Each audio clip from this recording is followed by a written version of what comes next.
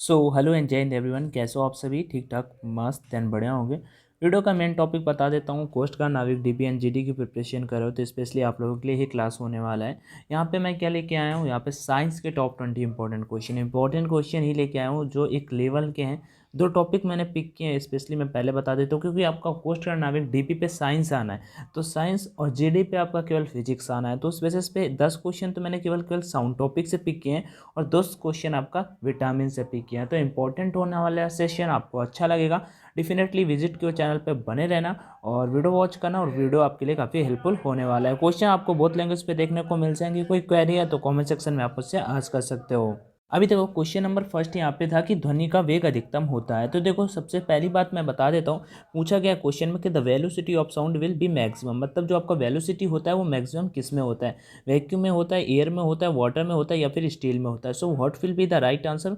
ठीक है, तो अकॉर्डिंग टू द क्वेश्चन मैं बता दूं आपको, जो आपका ध्वनि होता है वो मतलब जो ठोस होता है ना, जो भी ठोस पदार्थ होता है, आपको ये ध्यान देना होता है कि सबसे ठोस पदार्थ कौन सा है। ठीक है, सॉलिड जो होता है वो कौन सा है? तो यहाँ पे आपका सॉलिड इस्पात दिया हुआ है, क्योंकि जो ध्वनि होता है वो ठोस में ज़्यादा तीव्र गति से चलती है। सिंपल सा आपने देखा होगा, मैंने तो भाई मतलब जब एग्जाम देने कभी भी जाता हूँ तो मैंने सिंपल सा मतलब क्या है कि जब ट्रेन जैसे आ रही होती है तो अगर आप जाओ कान लगा के, आपको ट्रेन दिखाई नहीं दे रही होगी, लेकिन आपको पटरी में जाके कान लगा के सुनोगे तो आपको फील होगा। अगर मतलब फील क्या होगा, आपको पता चलेगा कि आवाज़ सुनाई देगी, ऐसा कुछ। ठीक है, एक इंपॉर्टेंट चीज़ और बता देता हूँ, और हाँ, गैसों में जो होती है ना बिल्कुल सबसे कम होती है ध्वनि का वेग, जो सबसे कम किस में होता है? गैसों में होता है। ठीक है, और ये ध्वनि जो होती है, आपका साउंड जो होता है, ये आपका वैक्यूम में, निर्वात में गमन नहीं कर सकता, निर्वात में आपका नहीं चल सकता। नेक्स्ट क्वेश्चन नंबर सेकंड की ओर बढ़ते हैं कि ध्वनि तरंगों का सबसे तीव्र प्रगमन होता है, the most rapid moment of sound waves is.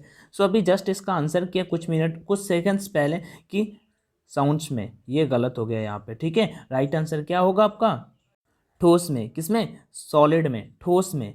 So question number second का राइट आंसर ऑप्शन क्या होगा? क्वेश्चन नंबर सेकंड का राइट आंसर, यहाँ पे थोड़ा सा द्रव मतलब ध्वनि लिख गया है तो इसका थोड़ा सा ध्यान रखना आप, बाकी कोई टाइपिंग मिस्टेक हो गया मुझसे, लेकिन कोई नहीं, मैं यहाँ पे आपको बता रहा हूँ। ध्वनि तरंगे सबसे तेज किस में चलते हैं भाई? किस में ट्रेवल करती हैं? ध्वनि जो आपकी होती है वो किस में सबसे ज़्यादा तेज चलती हैं? तो वो आपका चलती हैं ठोस में। ठीक है, सॉलिड में। तो क्वेश्चन सेकंड का राइट आंसर ऑप्शन नंबर 2 का ए। नेक्स्ट क्वेश्चन नंबर थर्ड है, कोई दिक्कत नहीं, लगभग 20 डिग्री सेंटीग्रेड, 200 नहीं है, 20 डिग्री, ठीक है, ओके, ऐसे के टेम्परेचर पर किस माध्यम में ध्वनि की गति अधिकतम रहेगी? सिंपल सा है यहाँ पे, which medium will have the maximum speed of sound at a temperature of about 20 degree Celsius. Simple सी बात है, जो ध्वनि की आपकी गति होती है ना, वो उसके माध्यम पे, कहाँ पे बोला है? उसके माध्यम पे, माध्यम एवं प्रत्यास्थता पे निर्भर करती है। और जिस माध्यम का घनत्व, भाई जिस जिस माध्यम का घनत्व एवं प्रत्यास्थता अधिक होगा, सिंपल से ध्वनि की चाल उसमें अधिक होगी। और यहाँ पे ध्वनि की चाल किस में अधिक होती है? लोहे में होती है, सबसे मतलब जो सॉलिड होता है उसमें होती है। सो क्वेश्चन नंबर थर्ड का right answer option number D हो जाएगा। ओके, नेक्स्ट क्वेश्चन नंबर 4 की ओर बढ़ते हैं कि जो ध्वनि तरंगे होती हैं वो नहीं चल सकती। ध्वनि तरंगे जो होती हैं आपकी गमन किस में नहीं कर सकती? कुछ देर पहले मैंने इसका आंसर आपको किया था, किस में नहीं गमन कर सकती? वैक्यूम में नहीं कर सकती हैं। ठीक है, गैसों में बहुत स्लो होती हैं और सॉलिड में सबसे फास्ट होती हैं। तो क्वेश्चन 4 का राइट आंसर ऑप्शन नंबर 5। मनुष्य की श्रव्यता की सीमा क्या होती है? अभी मैंने कुछ मतलब मेरा आरआरबी एनटीपीसी का एग्जाम था तो मैं बताता चलता हूँ, उसमें ये क्वेश्चन आया हुआ था कि मनुष्य की जो श्रव्यता सीमा होती है, ये नहीं था, उसमें पूछा था कि जो मतलब 20,000 से ऊपर वाली होती है, ठीक है, उन्हें क्या बोलते हैं? ठीक है, अल्ट्रासोनिक होती हैं, जो पराश्रव्य मतलब जो सुनाई ही नहीं देती। बट यहाँ पे पूछा जो सुनाई दे, जिसे मतलब मैन खुद सुन सके, उसे क्या बोलते हैं? वो किस कैटेगरी में आती है? श्रव्य बोला जाता है उन्हें। ठीक है, ऑडियोएबल। 20 हर्ट्ज टू 20,000 हर्ट्ज के बीच में आता है। एच जेड होता है, ना कि एस टी जेड होता है। ठीक है, तो एच जेड होता है, तो 20 हर्ट्ज टू 20,000 हर्ट्ज के बीच में आती है। ठीक है, जिन्हें हम बोलते हैं human hearing. Okay, so question number 5 का right answer option number A.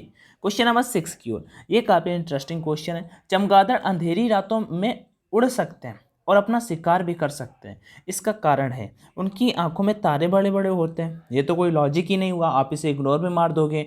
उनकी रात्रि दृष्टि बहुत अच्छी होती है, ये बात भी नहीं हुई। ठीक है, तो आगे प्रत्येक चिड़िया ऐसा कर सकते हैं, ये बात भी यहाँ पे हम, वैसे तो मैं बता दूं यहाँ पे एलिमिनेट करके भी आप कर सकते थे इस क्वेश्चन का आंसर, बट लॉजिकली मैं बता देता हूँ, वे पराध्वनि तरंगें निकलती हैं और उन्हीं के द्वारा निर्देशित होते हैं, मतलब होते हैं। तो क्वेश्चन नंबर 6 का क्या था?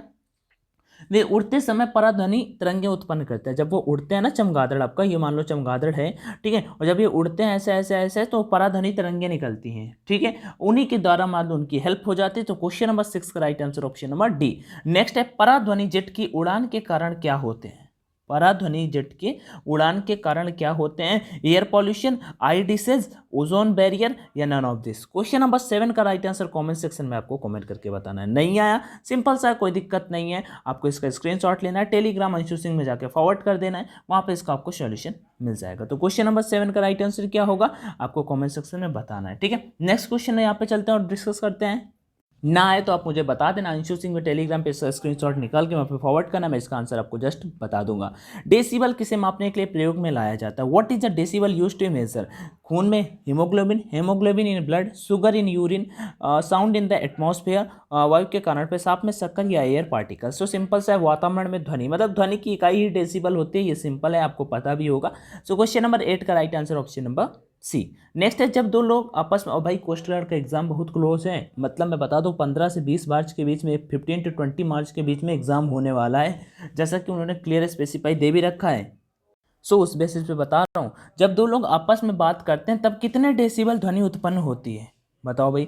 जब दो लोग आपस में, देखो सबके लिए अलग अलग होता है, जैसे जब लोग दो आपस में बात करते हैं ना, तो ऑलमोस्ट आपका 30 डेसिबल होता है। कितना होता है? 30 डेसिबल होता है। लेकिन मान लो कोई फुसफुसाहट की बात कर रहा है, जैसे आपका जब मेडिकल टेस्ट होता है, हियरिंग टेस्ट होता है, उसमें तो जब आपका बात होता है तो उसमें आपका मतलब फुसफुसाहट के साथ में कोई बोलता है तो 15 to 20 डेसिबल, 15 to 20 डेसिबल। अगर नॉर्मल बातचीत तो 30 to 60 डेसिबल के बीच में आ जाता है, 30 to 60 डेसिबल के बीच में। अगर गुस्से में कोई बात कर रहा है, मान लो थोड़ा सा हल्ला गुल्ला मचा के, तो 70 to 80 डेसिबल के बीच में। और सबसे तेज जो हो जाता है वो जेट विमान हो जाते हैं, 140 to 150 डेसिबल, 140 to 150 डेसिबल। ये भाई काफी तेज होता होगा, आप समझ लो। नेक्स्ट है 10 नंबर, मनुष्य के लिए शोर की सह सीमा करीब होती है, मतलब जब तक शोर वाली पूछ रहा है यहाँ पे, मैंने अभी बताया ना, हल्ला गुल्ला जब वॉइस बिल्कुल तेज बिल्कुल हो जाए तो 70 से 80, क्लोज वाला आके देख लो, 35 डेसिबल यहाँ पे राइट हो जाएगा। नेक्स्ट क्वेश्चन बढ़ने से पहले मैं आपको कुछ बता देता हूँ, देन बैक आते हैं। बाकी एक बात बता देता हूँ, आप लोगों को ये वाले टेस्ट लगा लेने भाई, न्यू पैटर्न पे हैं, आपको 15 नंबर ऑफ टेस्ट हैं, काफ़ी हेल्प करेंगे, मैं ट्राई करूँगा इन्हें 20 करा दूँ, ठीक है। तो ये टेस्ट आप लगा लेना न्यू पैटर्न पे, मतलब ये 60 नंबर का है, ये 50 नंबर का है, अलग अलग है। इनका प्राइस क्या है?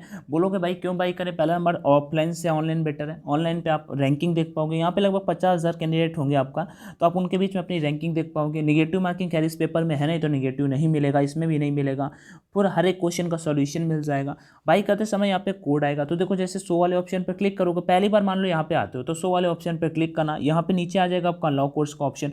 जैसे ही आप अनलॉक कोर्स पे क्लिक करोगे, जैसे ही अनलॉक कोर्स पे क्लिक करोगे तो यहाँ पे आपको से मांगने लगेगा कूपन कोड, तो कूपन कोड की जगह आपको डाल देना है ऑनलाइन, ONLINE, ऑनलाइन D50, ठीक है। मेरा नेटवर्क थोड़ा स्लो है इस वजह से। जैसे एक बार इसे बाई कर लेना, फिर भाई एक्सप्लोर कर लेना। एक्सप्लोर करने से सबसे बड़ा फायदा क्या होता है? एक्सप्लोर करने से केवल आपको वहाँ पे, इसमें मतलब 299 रुपीज़ दिखा रहा था, इसका मतलब 50% अगर कोड डालने के बाद ऑफ हो जाएगा तो भाई लगभग 149 रुपये में आपको टेस्ट मिल जाएंगे। और यही ऑफलाइन में 15-20 टेस्ट, 20 टेस्ट मिलते हैं, न्यू पैटर्न में तो अभी कहीं अवेलेबल ही नहीं है। दूसरी बात आपको मैं बता देता हूँ, एक्सप्लोर करोगे तो उसमें सारे के सारे टेस्ट आपको मिल जाएंगे। एक्सप्लोर करोगे तो उसमें सारे के सारे जितने भी टेस्ट है ना, वहाँ पे सब के सब टेस्ट मिल जाएंगे। एग्जाम्पल के लिए मैं आपको दिखाता भी हूँ, रुकना एक सेकेंड।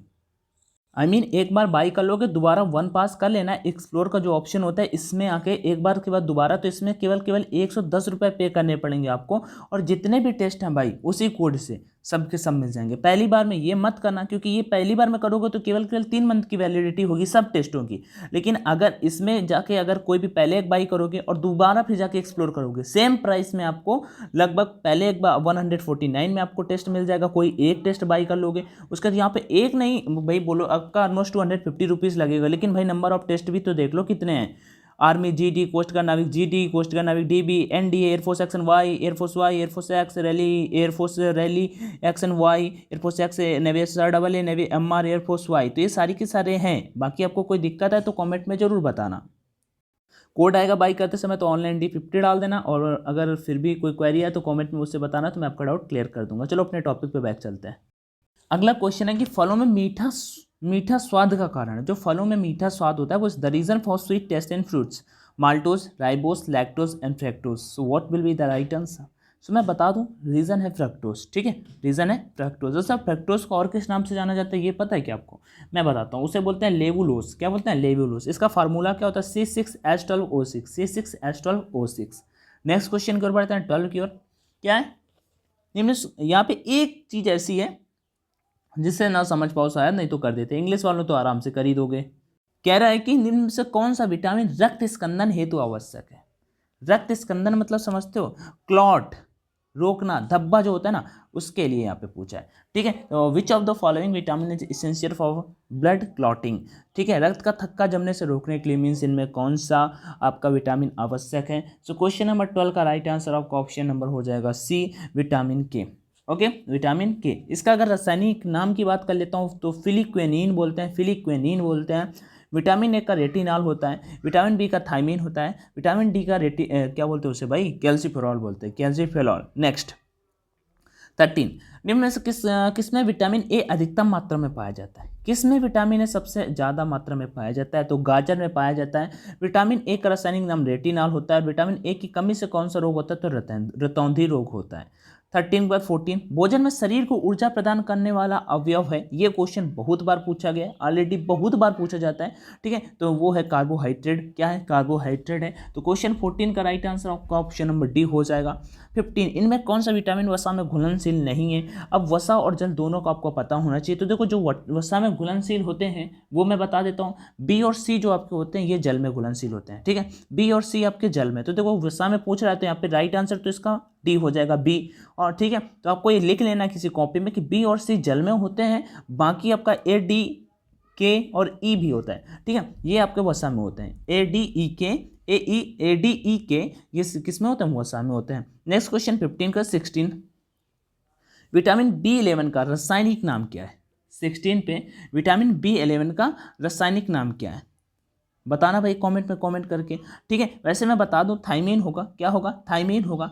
रेटिनॉल विटामिन ए का होता है, सिंपल से मैं यहाँ पे बता देता हूँ। विटामिन अब के का मैंने बताया था राइबोफ्लोविन, ठीक है। विटामिन के का नहीं नहीं नहीं नहीं, विटामिन बी का थायमीन होता है, ठीक है। और स्कार्बिक अम्ल विटामिन सी का होता है, रेटिनॉल का होता है विटामिन ए का। तो या तो ए बी होगा या तो सी होगा, कमेंट में इसे क्लियर करना, या तो बी होगा। वैसे मैं एग्जैक्ट मुझे पता है कि विटामिन बी का थायमीन होता है, विटामिन बी का थायमीन होता है, आई थिंक राइबोफ्लेविन होगा। ओके, सो क्वेश्चन 16 का राइट आंसर क्या होगा बता दा कॉमेंट सेक्शन में कॉमेंट करके। नेक्स्ट 17, सोडियम के लिए सबसे अच्छा स्रोत क्या है? वो है नमक। क्या है? सोडियम के लिए सबसे अच्छा स्रोत क्या है? स्रोत क्या है? नमक, जिसे हम Na बोलते हैं। सोडियम के लिए सबसे अच्छा स्रोत क्या है? सोडियम मतलब नमक, साल्ट। नेक्स्ट क्वेश्चन की ओर बढ़ते हैं 17 का 18 नंबर की ओर।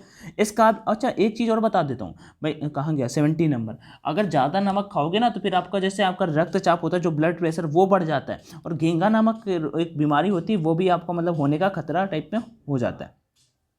विटामिन ए की कमी का क्या परिणाम है? विटामिन ए की कमी से मान लो कौन सा रोग होता है? रतौंधी, ठीक है। विटामिन डी की कमी से रिकेट्स, विटामिन बी की कमी से बेरी, विटामिन ए की कमी से स्कर्वी। गलत बता दिया मैंने यहाँ पे। विटामिन ए की कमी से रतौंधी, विटामिन बी की कमी से बेरी, विटामिन सी की कमी से स्कर्वी, और विटामिन डी की कमी से रिकेट्स। अभी सही है। ओके, 19 की ओर। स्कार्बिक अम्ल कहलाता है तो विटामिन सी स्कार्बिक अम्ल होता है, ठीक है। विटामिन सी स्कार्बिक अम्ल होता है। विटामिन ए रेटिनॉल होता है। विटामिन डी कैल्सीफेरॉल होता है। विटामिन बी कौन सा होता है? तो आपका मैंने ऑलरेडी आपको बता दिया, थायमीन होता है। क्वेश्चन नंबर 20, सूर्य के प्रकाश से प्राप्त विटामिन कौन सा होता है? तो सूर्य के प्रकाश से प्राप्त विटामिन आपका डी होता है, जिसे ऑप्शन नंबर सी पे जाके क्लिक करोगे। एक बात और मैं यहाँ पे बता देता हूँ, रिकेट्स रोग जो हो जाता है वो विटामिन डी की कमी से हो जाता है। हड्डियों का तिरछा मिर्चा हो जाना, टूट फूट जाना, मतलब टेढ़ा मेढ़ा होना, वो किसकी कमी से होता है? वो आपका इसी की कमी से होता है। गाइस फिर भी कोई या तो कमेंट में मुझे जरूर बताना। बाकी सेशन मुझे अच्छा लगा, आपको कैसा लगा कमेंट में बताना जरूर। थैंक यू, जय Hind and all the best.